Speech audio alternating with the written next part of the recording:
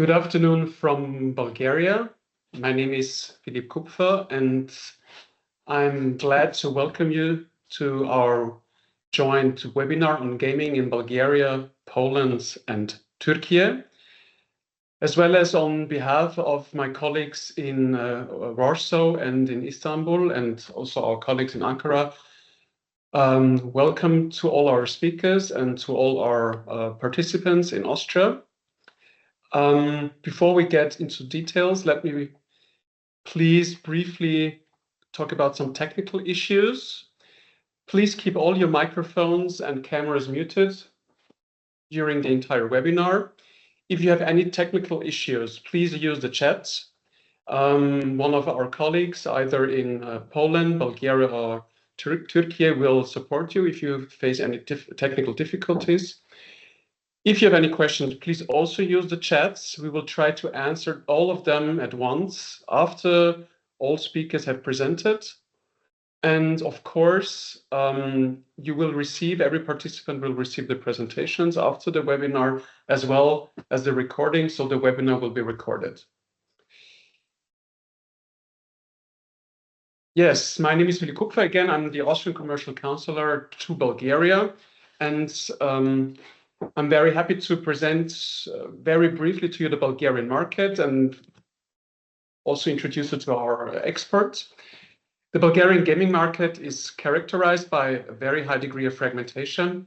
And according to recent industry data, Bulgaria hosts approximately 50 active game development studios that employ directly roughly 1,200 professionals. Most of these companies are small or medium-sized enterprises, often working with teams of fewer than 10 people, so very small companies, and typically focusing on one project at a time. Their limited scale restricts access to marketing budgets, international distribution channels, and high-value publishing partnerships. And at the same time, a few mid-sized and internationally connected firms, such as Hamilton Games, contribute significantly to Bulgaria's global visibility and help establish professional standards. But in addition to the small and mid-sized local companies, of course, there are also very big players, big international studios that play a very decisive role in shaping Bulgaria's gaming ecosystem. These foreign actors are primarily concentrated in the capital Sofia and the second largest city of the country, Plovdiv, and significantly influence production standards, talent development, and global market connectivity. Prominent examples for such big international enterprises that are active on the Bulgarian market are, for instance, Ubisoft, the French company, or Gameloft, or for instance, also the Creative Assembly, which is part of Sega Europe. The rapidly developing esports scene in Bulgaria complements the gaming ecosystem in the country, and also led by leagues such as the A1 Gaming League, where you have approximately even 200,000 visitors during the league. Today, I'm very glad to have with us one of the local heroes of the scene, who is not anymore part of one of those few multinational enterprises in Bulgaria, but of course, he is very closely cooperating with them with his own company. Our expert today is Sergei Punchev. He's a leading UI, UX, and game design expert in Central and Eastern Europe with more than 20 years of experience in the game industry. He's founder and CEO of his own company, of the Punchev Group, which is a full cycle game development studio with a strong focus on UI, UX designs for games. And under his leadership, the group has grown into a globally recognized studio, delivering projects for clients and states in the United Kingdom, in the UAE, and also to China. The company has worked with international brands such as Sega, Sony, and Nickelodeon, as well as on franchises and titles, famous titles, including Lord of the Rings, Narcos, Avatar, and Star Trek. And before establishing his own studio, Sergei held leadership roles at EA Games and Coral Corporation. And in addition, he is also chairman of the newly founded Bulgarian Game Development Association. Sergey, we are very honored to have you with us, and thank you very much for sharing your expertise, and the floor is yours. Thank you very much. Thank you, Mr. Kufa. You basically said like almost 90% of my presentation with this introduction. I doubt you have much more expertise. Thank you very much. I want to thank you as well that you invited me. I really admire what you do in Advantage Austria, and I believe that Bulgaria and Austria, we can establish, like very good channels of, like business and everything else. So thank you, guys, for giving me the floor today. As Mr. Kupfer says, actually, I'm one of the dinosaurs in the industry because I'm very old now, not because of something else. I prepared the presentation, very short presentation actually, about what we are doing here. I will start with myself just to prove, that I have some sorts of how to say look and overlook about, the gaming scene. As Mr. Kupfer says, I am Serge Punchev. I am actually a designer and art lead for a long time in the industry. 22nd year is this year from when I started. I came from, like Coro Corporation. I was art director in Coro Draw X3. The design of Coro Draw X3 actually was under my hood. Very old software. Nobody is using it now. After that, I came into MMORPG scene. So basically, Bulgaria, the third established company in Bulgaria, was very massive company with 350 people back in the days, called Masthead Studios. And we started working on Earthrise MMO, which was not that successful story. But the success was when actually after that we proceed working with Bethesda and Interplay on first Fallout MMO. This was Project V13, unfortunately stopped in the middle of the process.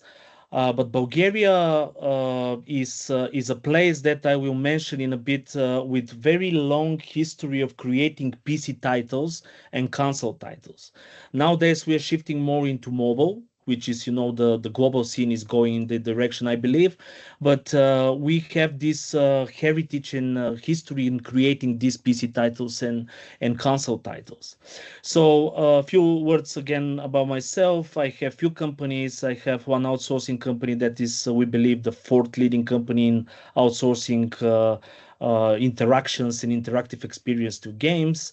I have a small mobile company at the moment with a few titles we shipped and one success stories at the moment. I'm angel investor in gaming and AI startups. And of course, I try to speak in different events. Currently, I'm president of the newly established official national association, which is the Bulgarian Game Dev Association. I will speak about that in a bit as well. About Punchev Group, we have more than 150 projects, successfully shipped on different stages. We worked projects as like Civilization 7, like Star Trek Fleet Command, Lord of the Rings titles, Netflix titles. Basically, with every major publisher around the world, we have some sorts of interactions, or we help them with work. Rubico Games from other side is a passion project of ours. We have 15 small games which are on the hybrid casual and casual side. This is the new one game that we shipped so far. It's Heaven Horde. It's a game that is in cooperation with one of our biggest influencers, game influencers in Bulgaria. Very fun project to tackle. So enough about me. And what we have built. I will start speaking about the Bulgarian environment now.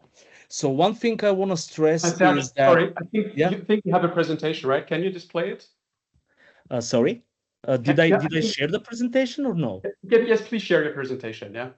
Oh, sorry about that, guys. I was sharing to myself, which is amazing. Okay. So can you see my screen now? Yes, we do. Yeah, sorry about that. So what I was, guys, talking about and showing you was actually this thing here, and I was going from slide to slide. So obviously we moved to this slide, which shows what I do. This is the slide that Punchev Group actually, what Punchev Group does, and some of the titles that I mentioned. And now we are in the slide that I want to share what Bulgaria is in Bulgarian ecosystem is. Roughly 50 studios. I don't think this is accurate number because right now we're trying to count them specifically. We have gathered this information as part of our association role. Studios actually are more because of the outsourcing segment, right? So the studios that are doing like their own IPs or helping bigger companies IPs are roughly 50. But I believe there are studios which can be, added additionally, which are some sorts part of, international projects. So let's say we have 50 studios. Some of them, as Mr. Kufa actually pretty much explained what the segment we cover. The professionals in Bulgaria actually started and originated, that the industry originated from 1999, which is very important to say because the first game produced in Bulgaria was game actually 2000 was shipped. This is the game called Tsar or King. In translation, this game was very big success in the PC world because it was a strategy game, very authentic and historical based game, recognized around the world, right? So this was like, let's say, the starting point from the Bulgarian industry. From there, what the industry grew up was actually concentrating more on console and PC titles for various reasons. Again, mobile wasn't that, established very well in our country, and that's why we shifted more into PC and console. 1,200 people, probably there are more nowadays, but this is officially what is, in our records. People working for Blizzard. We have colleagues basically created even for Diablo Immortal, the marketing images with these photorealistic characters are made by Bulgarian. One of the most productive Bulgarian illustrators for Magic the Gathering is living in Varna currently with 350 cards produced for Magic the Gathering and TCGs. And people working for Netflix, directors we have, that recently passed away, Bulgarian art director of Valve, which was for Half-Life 2, I believe, etc., etc. So the history of Bulgarians is actually pretty much concentrating on art talent. Why is that? Because Bulgaria is full with very good art schools, which are government schools. We have, of course, and mathematics is something that we are strong in, but art, for some reason, Bulgaria was very recognized in the gaming world for the art delivery that we do. 6% of the software GDP. Again, this is a number that is need to be confirmed, but we believe that gaming industry in Bulgaria is booming and is getting better and better. And of course, some numbers regarding the market is hitting probably 200 million, gonna hit 2027. This is the predictions, and we have tons of copies out on games that are not only Bulgarian. So this is something I need to stress here, because we have studios like Creative Assembly, the Bulgarian branch, Ubisoft, and so on and so forth.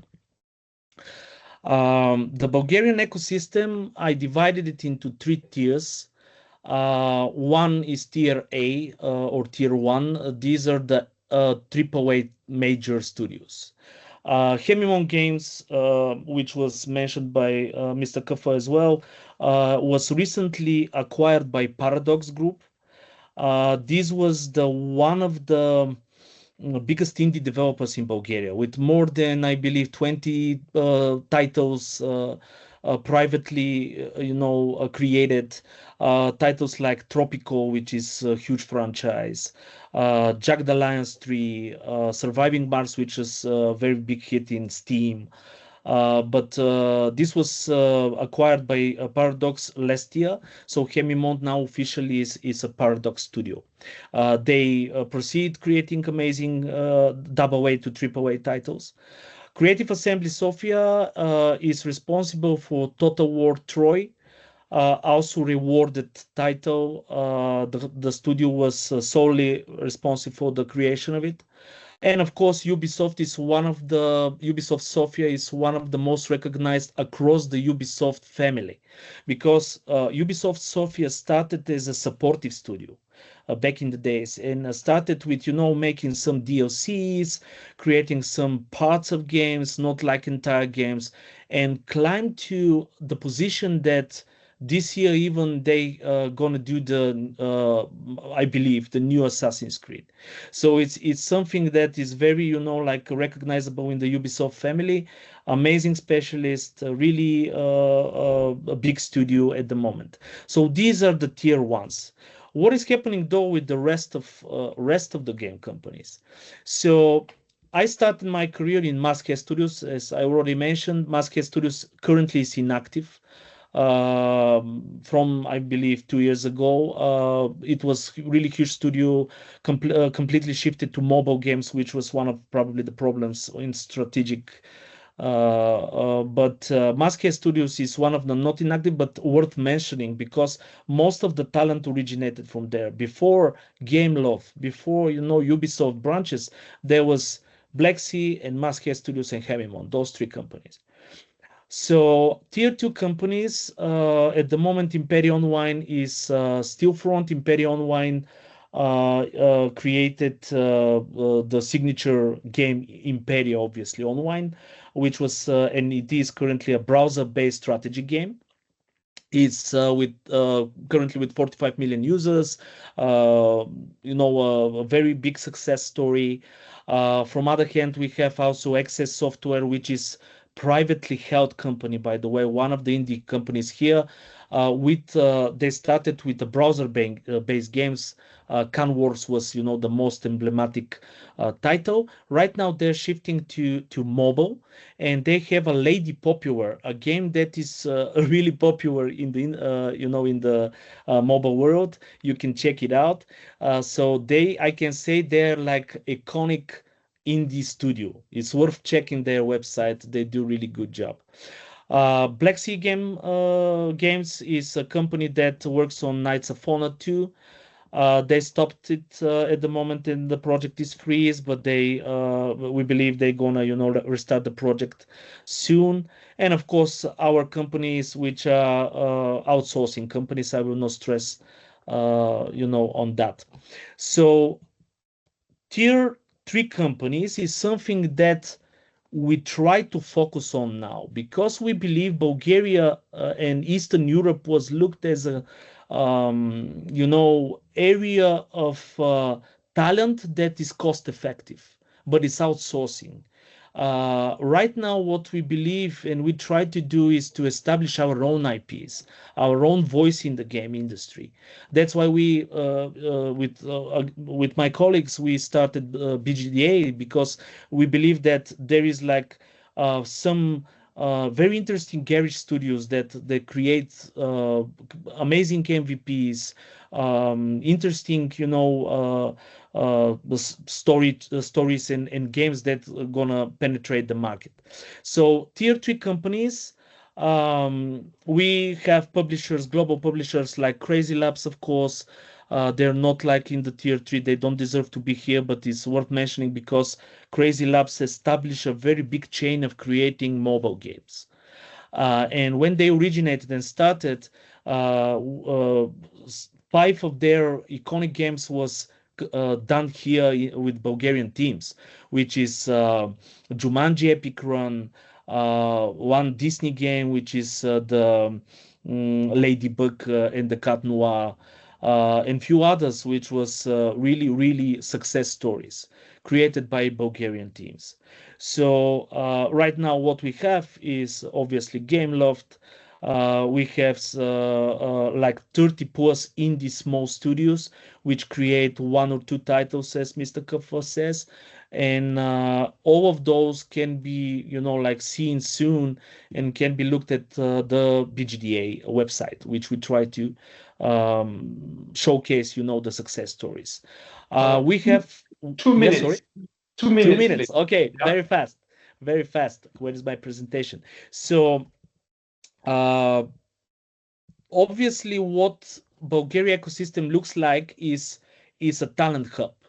I will be honest with you, it's really, you can find a really good talent here, as I already mentioned. But what we are looking for is mostly developing and creating entire games, right? Not outsourcing parts, not like be part of something. We basically develop original IP. So if you have interest on that, investing or finding a team that can create entire projects, Bulgaria is a good place to look at. On the esports ecosystem, yes, we have leagues created. We have events right now. It's planned in Burgas. It's planned to in June to have an event called G-Play, which gonna be esports oriented. We're gonna invite. This is gonna be cooperation with BGDA as well, with our association. We're gonna invite, like world class players. So this is worth out to check it out. But we have world class recognized players in Counter-Strike. Sorry about that. In Dota, in League of Legends, with tons of rewards and success. So esports is something that is also really booming in Bulgaria. Outsourcing, of course, and we are focusing and trying to get into the original IP creation. Regarding BGDA, I have 1 minute. So BGDA is newly established, but we already for 2 months have like 35 members. The concept of the association is really interesting because we want to give access to the association for outside companies and other associations that want to be exchanging business with Bulgaria, right? So we have a platform which is growing, inside of the platform. You can actually grow the community very easily. And we have different type of layers of partners. So if you're interested to learn more about that, contact me. Our goal is to do exchange between Bulgaria and countries like Austria, let's say. Our goal is also to develop the indie studios, because we believe if we have a booming market of indie studios, we're gonna attract, all the other layers of gaming industry. So that's in a nutshell. It's not too much of a presentation. I just wanted to outline a few stuff. I'm completely yours if you have questions. This is gonna be shared with you guys after the webinar. And I'm here for the Q&A, so shoot me with every question you think is relevant. Thank you. Thank you so much. Thank you so much, Serge, on this comprehensive presentation. I can only underline what you were saying about Bulgaria as a talent hub. Bulgaria always ranks among the top countries worldwide when it comes to mathematics and other natural sciences. Without further ado, thank you very much. This is it from Bulgaria, and I'm handing over to my colleague Alexander in Warsaw. Alexander, thank please. you, Philip. Good afternoon, ladies and gentlemen. My name is Alexander Auböck. I am the Deputy Head of Advantage Austria Poland, and it is my pleasure to kick off the part of the webinar dealing with the Polish gaming industry. From an international perspective, Poland is actually a quite fascinating case. Poland is one of the leading game producers globally, and is one of the front runners in the European market. The industry employs around 15,000 professionals, and there are more than 800 active game developers and publishers. So with these numbers, Poland is among the top three, together with Great Britain and France in Europe. It has been, though, quite a challenging 2 years for the Polish game development market. It was shown recently by the Game Industry of Poland report. It was a tough time. However, the industry is maturing, it shows, and some smaller studios have closed. Investment conditions have tightened. and more experienced companies, though, are consolidating their position. One very defining characteristic actually of the Polish gaming industry as a whole is that it's very export-oriented. So approximately 97% of all Polish game production is sold abroad to North America, Europe, and Asia, those three being the main markets for Polish game products. So Polish game developers design their products, I would say, from day one for global audiences. And this makes this gaming industry one of Poland's most international industries, if you want. However, without further ado, it is my great pleasure to introduce to you our speaker today, Mr. Dariusz Krzywaszewski. He's a business development and sales lead at one of the biggest gaming development companies, I think the biggest company in that sector in Poland, CD Projekt.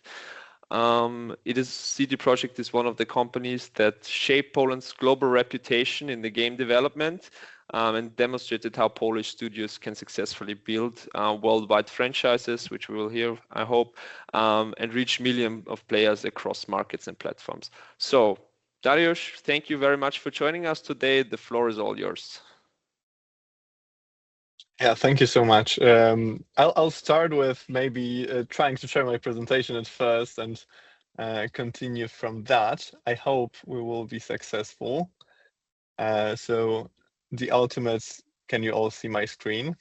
Yes, thank you. Great. Yes,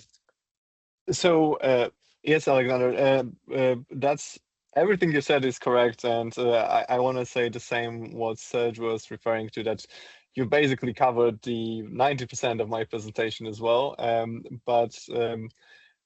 I have this privilege to speak on behalf of CD Projekt, which, as you were saying, is one of the leaders in European game development industry. And yes, we are currently the biggest Polish developer and publisher of games. And we have a very unique position and unique situation. And I would like to tell you a little bit more about that. And then actually go a little bit more into how the game development works.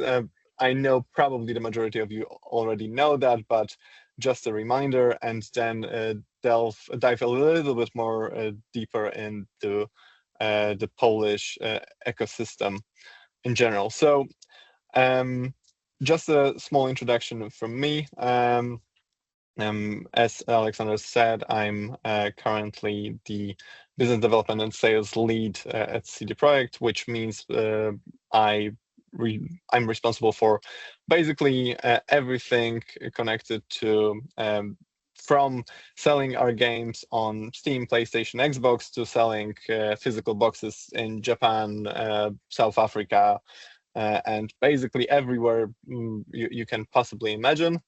But also publishing new titles and probably sometimes some new project that I can't talk about more at this time, but hopefully soon. So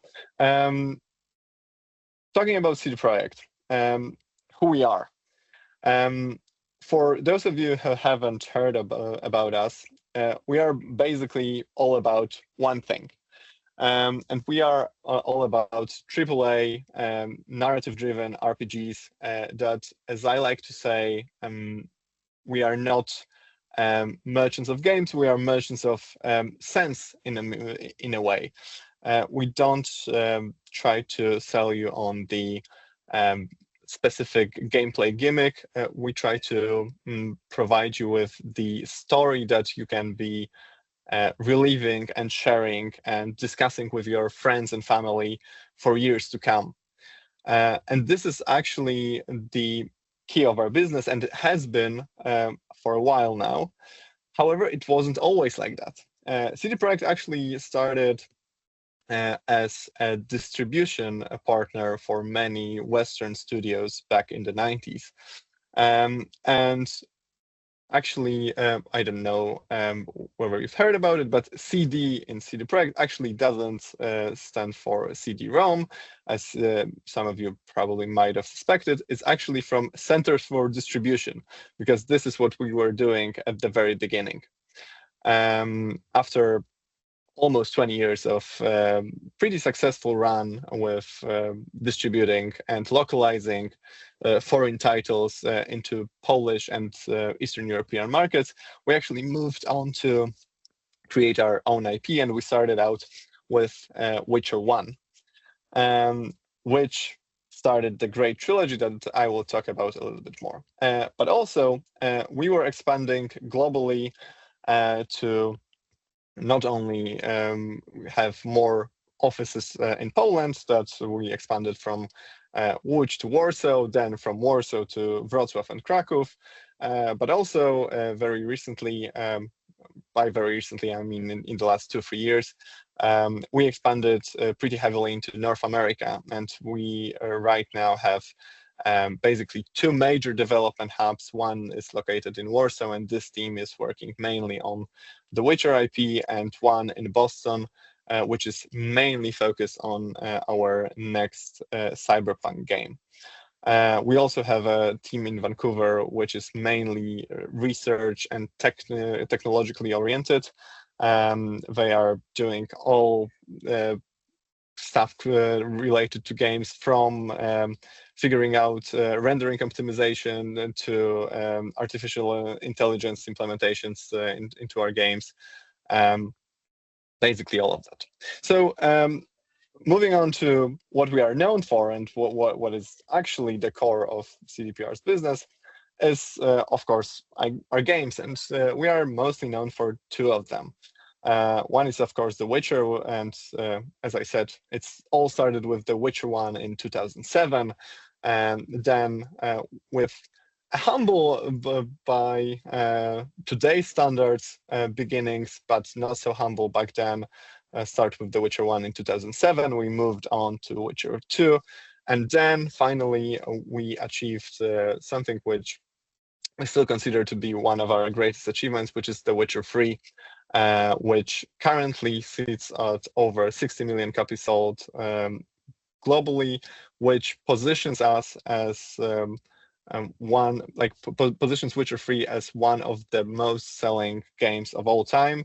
And as I like to say, it's actually up there with Tetris, which is quite an achievement, I think. And we hope to one day reach that magical 100 million, hopefully soon. Since then, we of course branched it out to comic books, to a lot of merchandise, and we are treating this IP as a core that we can expand to actually different branches and different industries and transmedia. So that was the foundation, but then on that foundation, we were able to build another IP, which is Cyberpunk. This is a significantly younger one. Cyberpunk was actually released in 2020. And although some of you might have heard about a bumpy launch we had, we now recovered fully. And I think I may be able to put my humble hat off for a while and say that we are also in the regards of Cyberpunk regarded as one of the best games on the market currently. And since sales is my job, I just need to share the numbers as you see on your screen, and tell you that we are actually on the better trajectory with the Cyberpunk than we had with The Witcher. So in the end, we actually hope to sell even more Cyberpunks than we had Witcher 3s. So moving on to how games are made, and I don't want to dwell too much on that, but I just wanted to remind everybody how complex a process it is, and how many people are required to actually create one game. Of course, there are some developments with AI and other techniques that are shortening and making it easier but it's still a process that is sometimes with our games, we work with hundreds and thousands of people. And just to give you a perspective, only at our company, we are currently hiring 1,300, and we are actually closing on 1,400 people to maintain only those 2 IPs and the third one to come. So the future is bright, and I'm just going to finish on that. As you can see, mobile is still the king in terms of how the global revenue share is distributed. But we can also see, and every report that I've read so far is very adamant that console and PC is here to stay in terms of our gaming experience. So mobile will be another very important player, but it shouldn't dominate.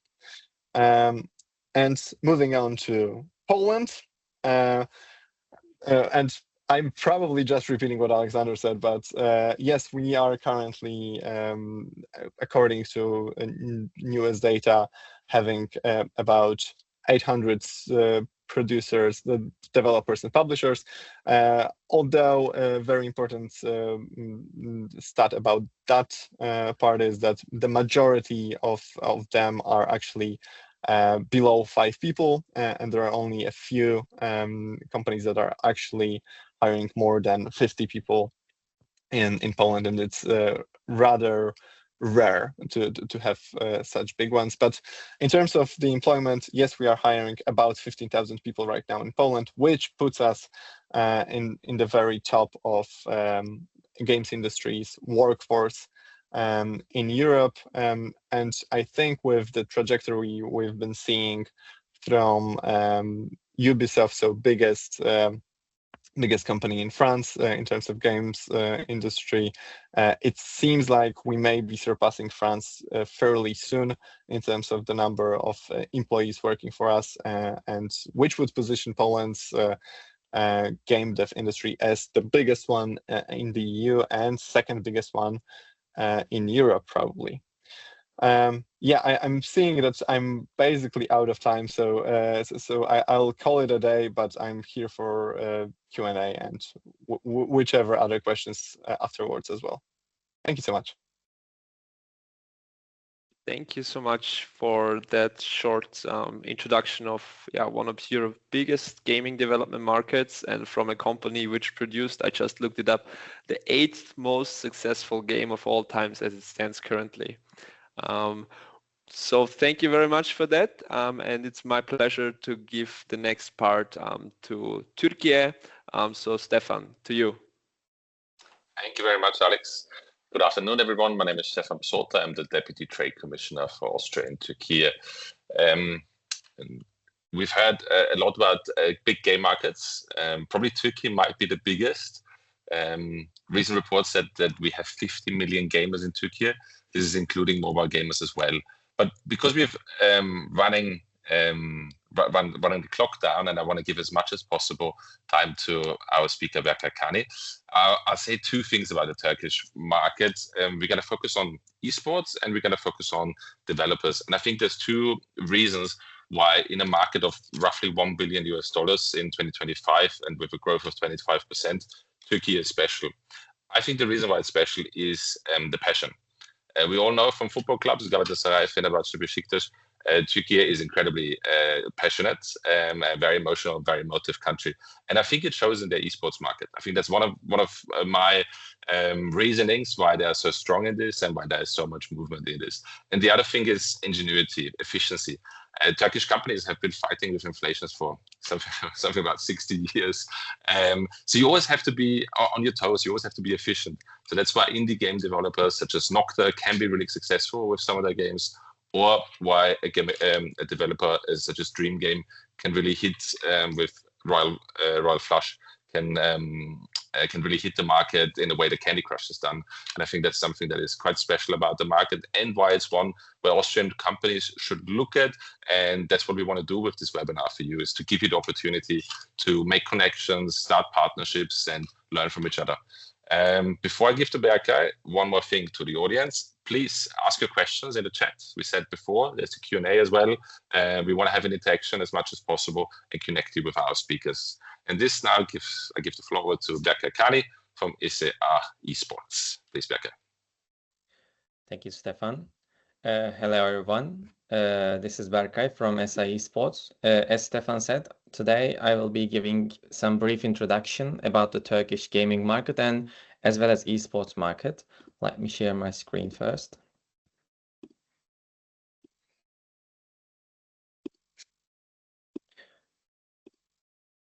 So, you can see it, right? Correct. Okay, so starting with myself, I'm Berkay. I'm leading the partnerships and business development at SA Esports. SA is the leading esports company in Turkey, and we have been built on a fully operational structure covering all the aspects of esports and gaming in terms of media and production. So ESA has been founded in 2020, but now ESA is the market leader esports organization and media company in Turkey. We are the official ecosystem partners of AAA publishers, including Riot Games, Tencent, Moonton. We are doing the exclusive League of Legends and Valorant Esports Turkish League in Turkey. And also, we position ourselves as the strategic partner for global brands, and we help them authentically connect with the gaming community in Turkey. Because Turkey is a large fan base, as Stefan said, we have 50 million gamers in the country, and the population is 85 million. So more than half of the country is gamers, and we are very passionate fans. Once we love something, we support it through the end, and the same goes for esports as well. So we as ESA also have the only esports arena in Turkey, and this is specifically built for esports. And it is also one of the biggest esports venues in EMEA region as well. Lastly, we are developing a gaming platform called Ready4GG, which I will be sharing later in the presentation. So this is our arena. It is located in Maslak in the business center of Istanbul. And we are organizing a lot of gaming events throughout the year, from esports events, esports tournaments, to game launch events, product launch events, etc. So it has become a central gaming hub events in Turkey. So as ESA, as I said, we work across different sides of the industry, from Riot Games leagues to branded events. So that gives us a fair view of how this market actually functions. So which I will try to share with you today. So I'd like to start with the market overview and give you some important statistics from the ecosystem. Turkey has a population of 85 million people with a median age of 33. It is roughly 11 years younger than EU average, and 54 million of those 85 million are under age 35. And on the other connectivity side, internet penetration and smartphone internet access is very high, around 90%. And average daily social media usage is 3 hours and 43 minutes. This puts Turkey in the top 5 within Europe on that measure. So the screen time and social media usage time is so high. So the content consumption is so high among the population. So in terms of gaming, maybe you want to share the slides, but we can't see the slides. Yes, now we're talking. Can you see it now? Yes, now it's all good. Oh, okay. Sorry. So for the internet penetration and social media, as I said, it's around 90%, and average social media usage and daily screen time is very high in Turkey. So this puts us in the top 5 spot in Europe for daily screen time and social engagement. And on the other side, speaking of the gaming snapshot, we have 50 million gamers in the ecosystem, and those are active gamers, which is roughly more than 50% of the population, and around 60% of the internet users. So more side of the gamers are coming from mobile gaming, which is the number one format in Turkey.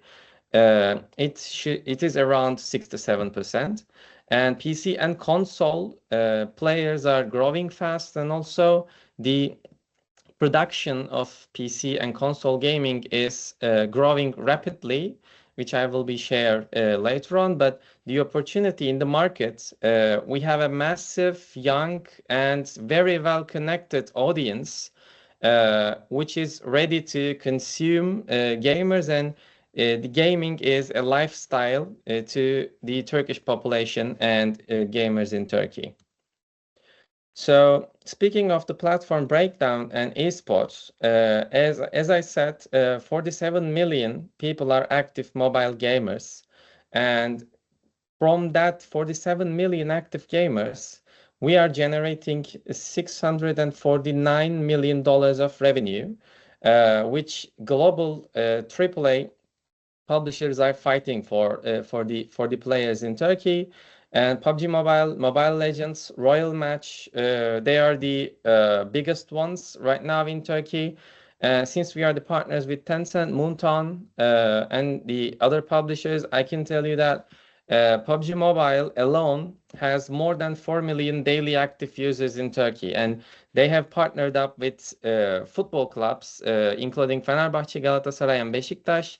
And after that collaboration, it exceeded 4 million daily active users, and which is insane.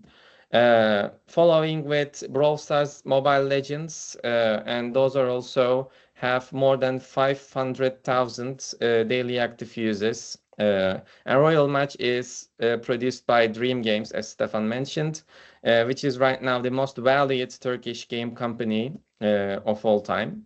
On the other side, we also have a lot of active PC gamers, which is around 22 million, and Valorant, Riot Games, with Valorant and Counter-Strike, they are investing a lot in the ecosystem. While the mobile gaming is so high, at the same time, PC audience is very big, and also they are very passionate fans. They are like following and playing the games together with their friends. So social gaming is huge in Turkey. So that can be a big opportunity for the market. And at the same time, console usage is relatively lower than mobile and PC. But to speak about the size, still we have 12 million active gamers in console. And top games are EFC, Call of Duty, and NBA 2K. So having this wide audience, gamer audience, this also reflects to esports side as well. We have a lot of official esports leagues, including professional teams. Not only esports teams, by the way, football teams are also investing in esports. For example, Galatasaray, Beşiktaş, Fenerbahçe, they all have major esports teams, and they are competing in local level, and sometimes when they win local leagues, they go to the global tournaments. Once a manager of Fenerbahçe told me that the most impression for Fenerbahçe name they got was the League of Legends World Finals in any sports, which was esports. So as I said, we are running Valorant Turkish League, which we get around 4 million unique viewers each year. On the other hand, League of Legends Turkish League, which we also had around 5 million unique viewers each year. So also Counter-Strike, PUBG Mobile, and this year we also started producing Mobile Legends Turkish League. So moving along to the market, we are I would like to say we are a very fast-growing market, and right now, Peak Games started this game development genre, and then a lot of companies followed. Peak Games exited with $1.8 billion valuation and sold their shares to Zynga, and after that, we also Peak Games became the first unicorn, Turkish company, by the way, not just game producer. And it was followed by a lot of Turkish game studios. And right now, after that, Gram Games for $250 million, Masomo, Rolik, Alictus, all of them are above $100 million range in terms of exit valuation. On the other hand, seeing these successes, it fires up the indie game developers, and because of this reason, we have a lot of indie game developers in the region. So on Google Play in 2025, we had 1,282 Turkish publishers and more than 150 indie studios was shown on Steammate in Turkey 2025, and they collected investment valuation at $177 million. So this shows that the market is still getting a lot of investments and it is growing really, really fast. And we have Dream Games, as Stefan mentioned. Dream Games, it's not an exit right now, but they recently, in March, at the beginning of this March, they got a strategic investment from CVC Capital at a valuation of $5 billion. And this makes them one of the biggest Turkish companies, again, not just a game producer, but one of the biggest Turkish companies. So you can see the market is very well growing, both in terms of big publishers and also indie studios. So speaking about the gamer behaviors, our Turkish gamers are really loyal, engaged, and they like to share things. So YouTube in Turkey has 57 million users, Instagram 58, and also TikTok 41 million users. And this is all these numbers are approximately more than half of the population. Again, as I said in the beginning, the Turkish gamer is consuming a lot of content and they are sharing it with their friends. They are seeing influencers as their friends rather than someone who cannot reach, but that's why the decision makings are being made very well influencer driven in the Turkish gaming market. So this also becomes an opportunity for brands.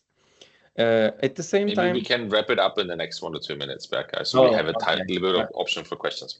Okay, sorry. So I will be moving along. So in terms of brand advantages, brands can use esports sponsorships to activate their brands with leagues because we have a wide range of audiences. As I said, for our leagues, for Valorant, League of Legends, we are getting more than tens of million views, which is quite higher than EU average, at least 10 times. Valorant also shared the statistics with me that Turkey is the #2 country in the world in terms of Valorant viewership. So this also shows us good statistics.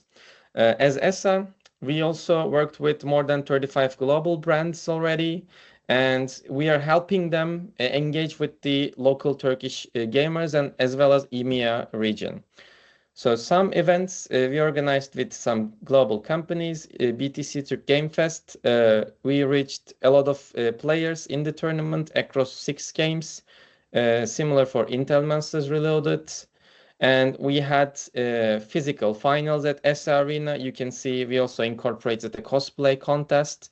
So we are not just doing a gaming event, but rather than we are creating a culture around gaming, including cosplay, anime, geek culture, etc. So we have a very passionate fans. One goal as ESA we have is making Istanbul is the global esports hub, making it global esports hub. A lot of publishers are organizing their global esports events in Turkey right now, and some of the key takes from here, we are offering world-class production. It is very easy to Europe and also the Africa and also Middle East. very easy to access, and giving very cultural experiences. Also, it is very cost efficient in Turkey doing an event rather than Europe. We did Valorant Champions 2022, FIFA event, PUBG Mobile global events, and in 2026, two different game titles are coming to Turkey: PUBG Mobile Global Championship and also Mobile Legends Bang Bang M8 Global Championship. More to come in 2028, as far as I know. So markets gives a few challenges. I will mention those and show you briefly our platform, and then I will conclude. So few challenges we have: the volatility, as Stefan said. Market is growing in terms of Turkish lira, but at the same time, despite the exchange rate problems, it is also growing in USD as well. It grew from $810 million to $1 billion from 2024 to 2025, and that shows the real growth. At the same time, average revenue per user is relatively lower than Western markets, but the volume and engagement is so high, it compensates the person per use. At the same time, there are a few regulatory risks that are coming from BTK, including age verification, loot box rules, etc. But those are all the rules a lot of countries have. So if you can apply to the regulatory rules, I don't think any problem companies will have. So it is the challenges brings real opportunities in the market.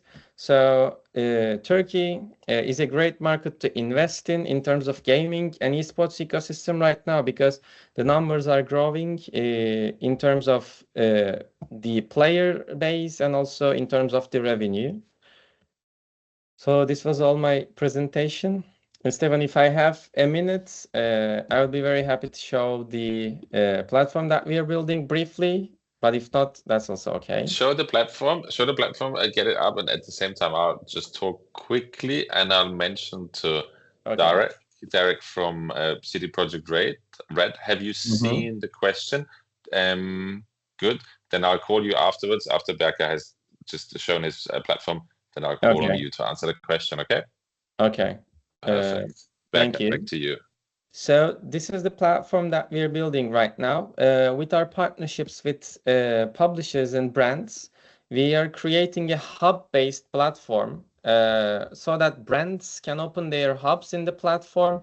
Esports teams, publishers, they can open their platform, and they can open their hub in the platform and organize tournaments. So it is a good thing that new publishers, they can also reach new players. For example, Mobile Legends started organizing tournaments in the platform. Since the platform has a lot of mobile gamers right now, Mobile Legends can attract gamers from Brawl Stars, PUBG Mobile, etc. And also, you can see eFootball Mobile, Valorant, League of Legends. We are offering a lot of games, and we are offering community engagements to the teams and brands so that they can grow their own community on their hubs and engage all the time, show their sponsors, show their partners, and also connect with the gamers, communicate them, send them emailing, etc. So since Turkey has a great potential in terms of player numbers, we wanted to solve the monetization problem in esports and give brands opportunities to engage with their player base with this platform. So I wanted to share. No, thank you. And it's a great thing for sharing this, because I think it's something that you've been very successful with actually already. And that just shows that you're not just building a platform, you're building a culture around it, and a way for brands also nowadays. Marketing is much more than just an ad somewhere. It's about the feeling that's being created. Exactly. So thank you for that. Thank you for sharing. And for anybody of the audience, we will share the contact details of all our speakers, so they can also directly reach out to them after the webinar to connect, or do it via our offices. Good. Brings us to one of the questions that we've been asked. And have you seen the question? Do you want to answer it directly, or shall I read it out? No, I can answer it directly, unless you can you want to read it out first, but I can do it. So, the first one is a really hard one, and I think it's kind of not only the phenomenon of CDPR as a company, but in general Polish industry. I think it was like a plethora of factors that actually played into that. Mainly when we, went free market in the 90s, we had a lot of very talented people, especially and very interested in computer science, with a lot of hunger and potential. And I think it kind of sparked the game development boom in Poland in general. I think it was, on the one hand, we haven't had any coverage going forwards from the major hardware providers such as Nintendo, Xbox, PlayStation for a long time. So we needed to focus on PC, and we needed to, and I think it was the case for the majority of the Eastern Bloc, to be honest. And we needed to do it on our own. So it was definitely unlocking creativity, in both technologically and in our departments as well. I don't know whether that's the deciding factor. I would say that that was the spark that actually started that, but it's very hard to quantify right now. There's also one thing I'd like to touch upon with this question. I don't think funding works with game development, and I don't think, like, some like to some extent it does work, but when you look at the Germany's model, for example, when they have plenty of grants, plenty of funding structures provided for the game development, and they haven't had any like major successes coming out of that. We have something similar in terms of movies in Poland. We also haven't had much success with our movie industry. I think you need to fund very smartly and not focus on the process, but focus on the result. And this is very hard to do, especially since it's usually measured by people who are not industry experts. So I would say that. And going to the second one, that's extremely hard, but actually up my valley as well. I would say, if we over-regulate in general, it doesn't matter which in which department, that would be probably detrimental to the industry. The fact that we can thrive is mainly derived from the fact that the industry is fairly new and not in any way connected to all the old traditions of music and movie industries. So we don't have, this grand structures, grand unions that can go in and basically hold everything. It has its ups and downs, of course, and I'm not, to be very transparent, saying unions are bad. That's definitely not what I'm saying. I'm saying we don't have the red tape of 100 years building of administration, and we can do things innovatively and quickly. And so I think the regulation in general, over-regulation is bad. I would probably say if we start defining game industry in our legal acts, that would be the most detrimental part, actually, because we don't do it on the EU level. We don't have it, or very, very rarely have it in our national legal systems. And I would say, and that may be an unpopular opinion, this is one of the reasons of the successes of European, in general, games industry. Yeah, but I'll stop with that. Thank you very much. We're running a little bit over time, but I think it's also Frederick. Thank you very much for the question from the Kulturforum in Warsaw. Great question. I'll pose it slightly differently, maybe also to you, Sergei and Berkay. So I think the two-part question. First question is, what makes a Bulgarian Turkish? Polish market successful, or what has made this individual company successful, and why have they been able to thrive? And the second question is basically, this one is about regulatory. Maybe if we move away from this and we move it more to the question of what do you think you would need, or how do you see the future, and what could impact your future in the next 3 to 5 years, that this positive trajectory is continuing, accelerating, or decelerating? Just give us a little bit of an outlook on this. And maybe we start with you, Berke, and then Sergey, you round it off. Is that okay? Berke, first to you. Yeah, thank you for the question, Stefan. So I think the success comes from the developers in Turkey focusing on gaming a lot, because I think the companies saw the potential of Turkish gaming market because we have a lot of gaming players in the market. It has become a lifestyle in Turkey, such as football, as you said. It became a lifestyle, and companies started investing in this area.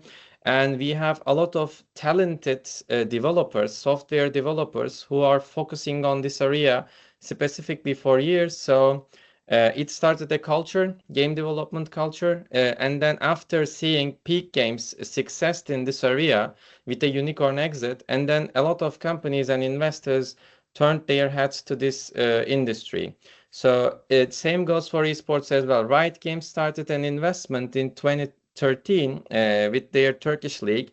The esports wasn't that big in globally that time, but they invested in a lot in Turkish market. So they grew it to a point that millions of people are fans of esports in Turkey currently. I think this growth is going to continue in 3 to 5 years in Turkey, because the population is growing, and in terms of age, and they are still watching esports, and they are still playing games, and their purchasing power increases. For example, 10 years ago, a person in age of 15, he was also playing, but they didn't have a purchasing power back then, but they are still playing. A whole number of generation is growing, and they are still playing game, but now they have disposable income, and they have a purchasing power. So the culture is tend to continue in Turkey because we are seeing the investments are increasing. Again, as I said, with global events, why global game publishers are choosing Turkey for the global finals, because they know that if they organize an event in Turkey, they can fill 10,000 people venue easily, because there are a lot of passionate fans. So seeing that global publishers increase their investment in this area, I think the market is continue to grow in the next 5 years in Turkey. So I think, yeah. I can hand it over to Sergey. Thank you very much. Pass it over to Sergey. Thank you, guys. I admire what you said, by the way, and I agree with everything. So back to you, Darek. I want just to add something before I answer the questions.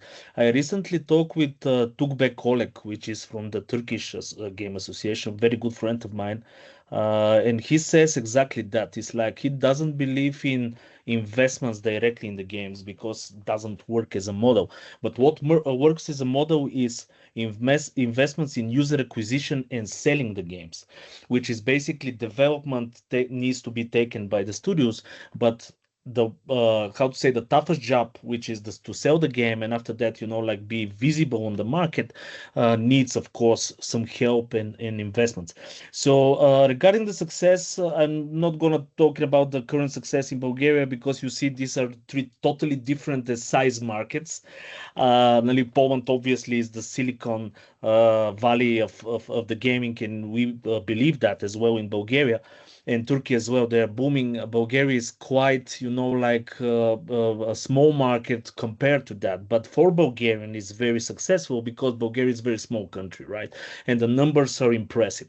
What I see in 5 years as a success, and my prognosis about that is, first is developing games is getting more and more accessible to people that are not like to 30 years in the industry, right? Because of the technology, because of everything that is coming as a tools. So I believe more and more games gonna come to the market, because of that. It's easy to be created, easier to be created, not easy, but easier.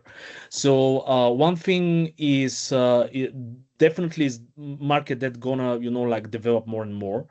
Young people are, the future. So what I see from our, situation here in Bulgaria is with game jams, with, like these activities that basically encourage youngsters to play with these engines and development tools is coming really interesting stuff from there. So I believe the old school way of creating games gonna be changed with something that is mixed media stuff. You can see that Netflix, they're trying as well to create, interactive experiences between game, movies, TV series, and everything like that.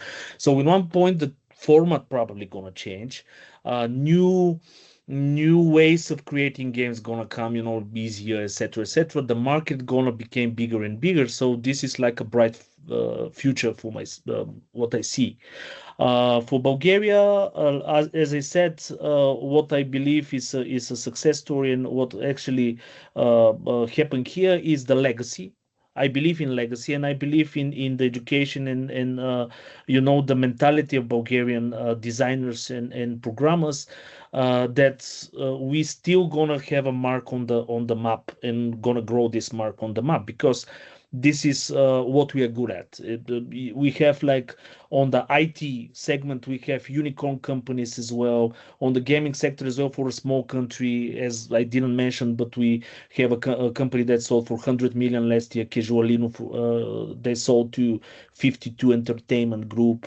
So for this part of Eastern Europe, we have really good runway and good achievements.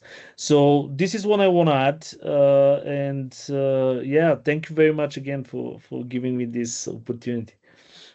Thank all of you. It's been a pleasure to hearing your insights, and hearing so many of the games that some of us might have been interacting, and then seeing what is behind it actually, and how they are created is very insightful. Before I finish off, because we're getting to the end now, also a quick thank you to all of the teams of Advantage Austria that have prepared this. Because it wasn't just us, Philippe, Alex, and I who were speaking, but we all had colleagues who were preparing, who were reaching out to you, and who organized this. So thank you to everyone in the background as well. And to all of the participants for listening and for engaging with us on this topic. We'll reach out to you afterwards with contact information, and we'll be in touch so we can find out how we can support you more for the esports and gaming markets. With this, I close this webinar. Thank you very much again, and I wish everybody a great rest of the day. Goodbye from Istanbul.